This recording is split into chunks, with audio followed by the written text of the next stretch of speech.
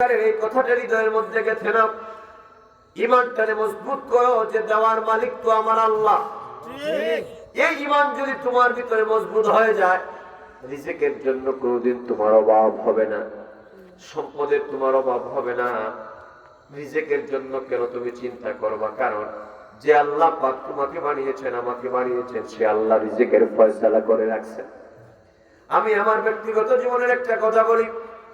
ওয়াজ মাহফিল শুরু করার পর বাংলাদেশের বহু দলের লোকেরা কয়, হুজুর আমাদের দিকে আসেন, দাওয়াতের অভাব হবে না। আরেক দলকে, হুজুর আমাদের পক্ষে একটু কথা বলেন, দাওয়াতের অভাব হবে না। বিশ্ববিদ্যালয় থেকে পড়াশোনা করে মাত্র বক্তৃতা শুরু করলাম, দেখি বাংলাদেশে বহু ধরনের হিংসা নিন্দা আছে। এক দলের পক্ষে বললে আরেক দল বেজার হয়। বহু দলের লোকেরা কয়, হুজুর আমাদের পক্ষে কথা বলেন, দাওয়াত বাড়ি গাড়ি আপনার কোনো কিছু সমস্যা হবে না। বন্ধুরে আমার, আল্লাহর কোরআন নবীর হাদিস পড়ে যে সামান্য পরিমাণ জ্ঞান আল্লাহ পাক দিয়েছেন, যেদিন থেকে জানলাম মানুষের পিছনে মালাকুল মউত আজরাইল ফেরেশতা যেরকম করে দৌড়ায়, আল্লাহ পাকের হাবিব বলেন আমার ইমানদার মুমিন মুসলমানের পিছনে পিছনে রিজেক্ট ঠিক সেই রকম দৌড়ায়।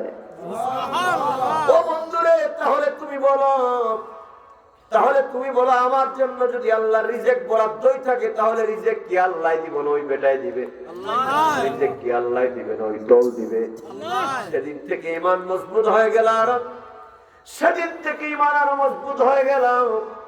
তুমি আমারে 2 টাকা দেওয়ার মালিক না, তুমি আমারে এক ওয়াক্ত খাওয়ানোর মালিক না, তুমি আমারে কিছুই করতে পারবা না। কারণ আমার মহান রব যিনি, আমার মহান আল্লাহ যিনি, তার গোলামি যদি করি, আমার আল্লাহ আমাকে এমন পরিমাণ দিবেন, তোমাকে এমন পরিমাণ দিবেন, তুমি আমি খায়া শেষ করতে পারবো না।